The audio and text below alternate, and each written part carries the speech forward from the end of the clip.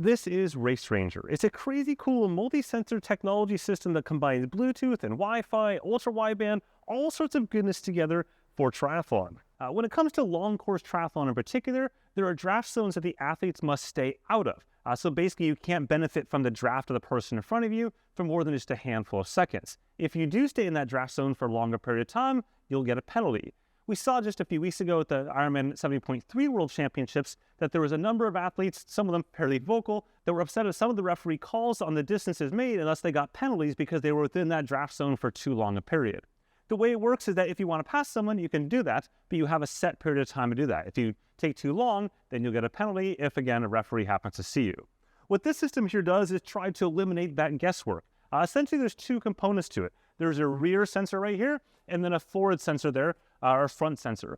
And inside those sensors, there's three core technologies. There's ultra-wideband, just like you would find an AirTag or even this Apple Watch Ultra 2 or your iPhone, etc. And then there's GPS and Bluetooth.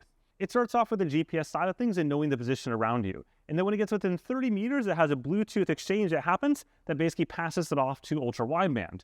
Now, from a racer standpoint, what you're really focused on is the bike in front of you. And so you're looking at that particular sensor, and it's actually telling you your stats, which is kind of crazy, but think of it like a stoplight. So as I'm outside the draft zone, you'll see nothing at all on, and then as I get close to that draft zone, I've got a sticker on my bike that shows me the draft zones for that particular event. So in this case, when I'm 15 meters out, it's going to be orange. When I get within 12 meters, it's going to turn to blue. And then once I'm within that draft zone, 10 meters in this particular event, it'll turn to red. At that point, I have a set number of seconds to pass, 25 seconds in the case of this particular event to pass, otherwise I could get a penalty. And then once I've cleared that, then the person that I passed will then see my rear light indicator, the same thing, and just rinse repeat over and over again. Okay, so at this point you're probably asking yourself, is it going to start automatically handing out penalties? And the answer is no, not right now. It doesn't sound like really anyone wants that, to be honest.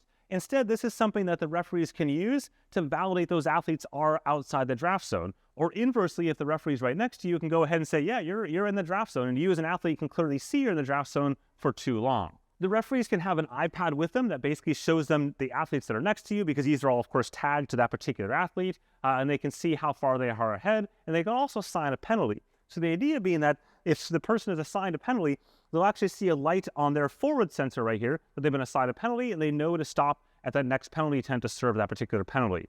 In the case of triathlon, most of those penalties are between 2 and 5 minutes, and they basically have to stay on there before they continue on. Now, as I mentioned earlier on, from a technology standpoint, there's those three components. There's GPS, Bluetooth, and ultra-wideband. GPS is sort of that initial gatekeeper to figure out whether or not these athletes are close to each other, because, of course, you have many athletes out there. And then when it gets closer, within 30 meters, then the Bluetooth exchange happens between the different sensors and hands it off to ultra-wideband, which is much more precise. That's why you can find your AirTag underneath the couch, and it shows you that countdown until you find that particular device right there. In the event that you have multiple people in front of you, basically it's going to show you the one that's closest to you. That's the one that matters from a drafting standpoint. But as you continue closer, if there's still someone in front of you, then you'll be in that person's draft zone. You can see this outside where we had two riders out in front, and you can see those colors both being red, indicating that you're within the red zone of both of those riders at that point in time. Ultimately, I think this is a pretty cool technology. As with all technology, all things that are new, some people dismiss it as unnecessary and things like that.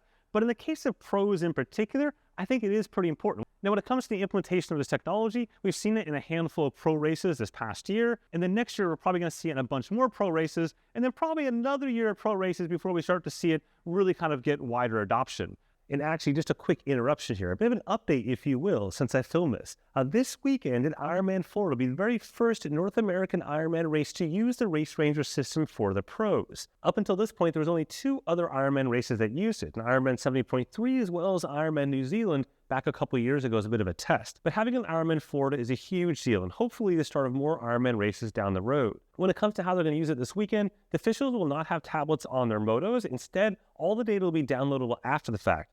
The idea there being that long-term, they could potentially use this as some sort of kind of race passport for which athletes might be more likely to draft in the future, and maybe the referees would keep an eye on those down the road. Anyways, keep an eye out for that this weekend in Ironman Florida.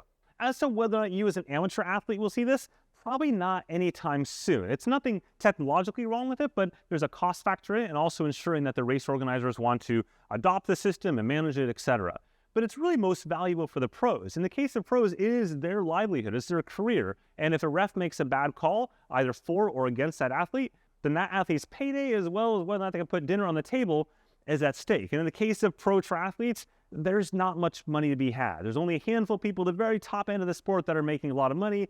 Beyond that, people, every single race matters to them. So I think this is cool stuff. I'd love to see it expand a bit more. I'd love to see more races adopt it, and I'm looking forward to seeing where it goes over the next little while. With that, if you found this video interesting and useful, go ahead and whack that like button at the bottom there, or subscribe for plenty more sport technology goodness. Have a good one.